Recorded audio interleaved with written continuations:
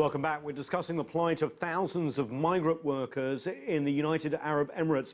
The United Nations has launched an investigation after the organisation Human Rights Watch found that domestic workers are beaten, exploited and trapped in forced labour. The Foreign Ministry of the UAE says laws are in place to protect migrant workers in areas of recruitment, pay, housing and healthcare. Joining us now from Dubai is Francis Matthew. He is editor-at-large of the Gulf News. Thank you so much for joining us, Francis. You've been covering the Gulf since the 1980s. Can you tell me whether the government in the UAE has done enough to support the rights of the thousands of construction workers that have essentially built that skyline behind you? Things have changed radically over the years. I mean, there was a time when people came here and had an extremely rough time. The laws weren't enforced, and over time, laws have changed and enforcement's got much better. Give us an example.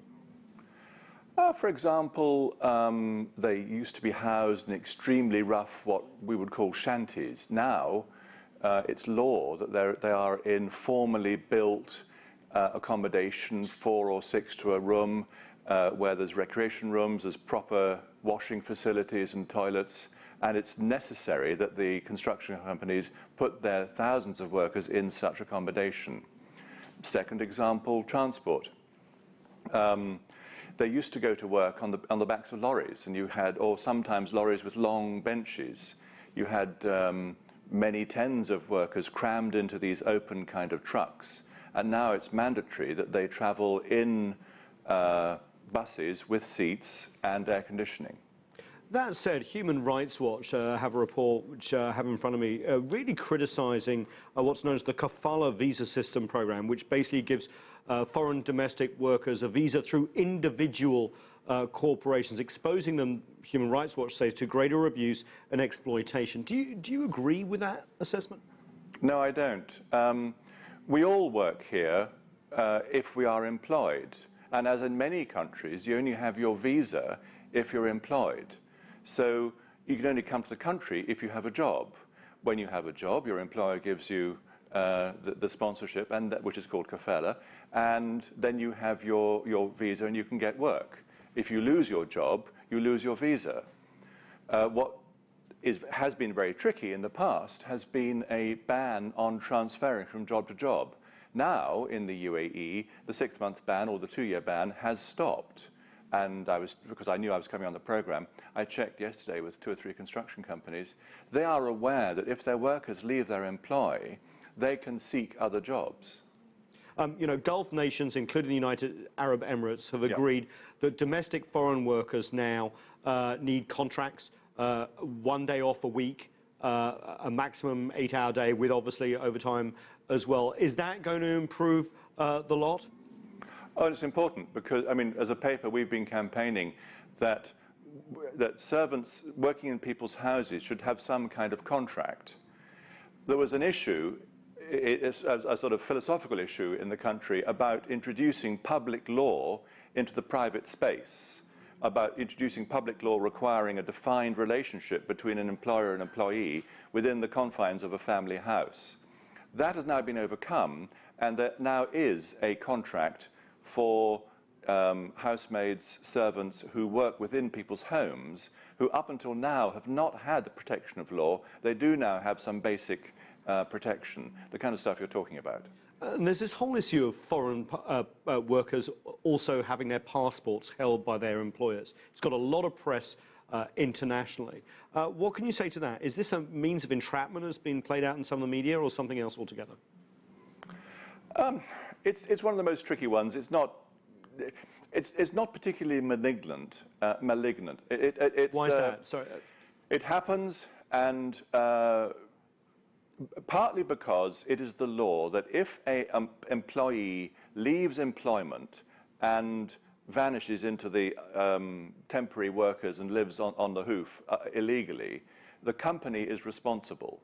So what many employers do is keep the passports, and then when the employment finishes, they both, employee and employer's representative, go to the airport, they sign off, and the visa is closed, and the person doesn't vanish. I mean, my own company does the same thing.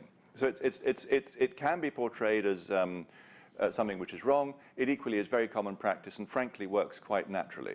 Let me just read you something. Amna al-Muhari, the director of the Human Rights Department of the Foreign Ministry in the UAE, released a statement. She says that organizations like Human Rights Watch are missing the bigger picture because the United Arab Emirates provides economic opportunities to people of 200 nationalities around the world, benefiting workers, of course, there, but also boosting the UAE's economy and also through remittances, countries' economies. Do you agree with this? Give us the bigger picture of what's going on in the UAE. The bigger picture is that a country from a very small start has made huge strides ahead. I mean, the country we now live in is not comparable to what it was 20 years, not comparable to what it was 40 years ago. So that development has required a lot of people to come and work here. The UAE has a total population of about 9 million, of whom about 7.5 million are foreign. All those workers are earning money and choose to be here. Yes, there is a huge remittance wealth going to other places. That's a fact. There are companies who may try and dodge the law. There are companies who may try and fiddle it. And the question, for my mind, is much less about any systemic abuse. The question really is about enforcement, which has got so much better. So are companies themselves to blame? Is there more pressure on these companies to conform to the law, or is it the government as well? There's a lot of pressure. I mean, you know, in the middle of the crash, you know, what are we now? 09, 10, 11. There were companies construction companies whose business had virtually shrunk from a lot to a very, very little. Say you're an average construction company, 5, 6, 10,000 people.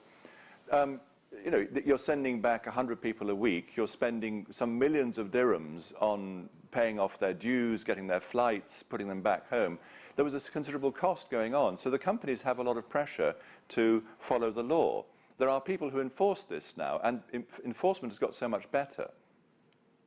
Francis Matthew, obviously a unique perspective from inside the United Arab Emirates. Thank you very much indeed. That's it for this edition of The Heat, but the conversation continues online. Join us on CCTV America's Facebook page to comment on this or any other show, or chat with us on Twitter at CCTV_America. I'm Nathan King in Washington, D.C. Thanks for being with us.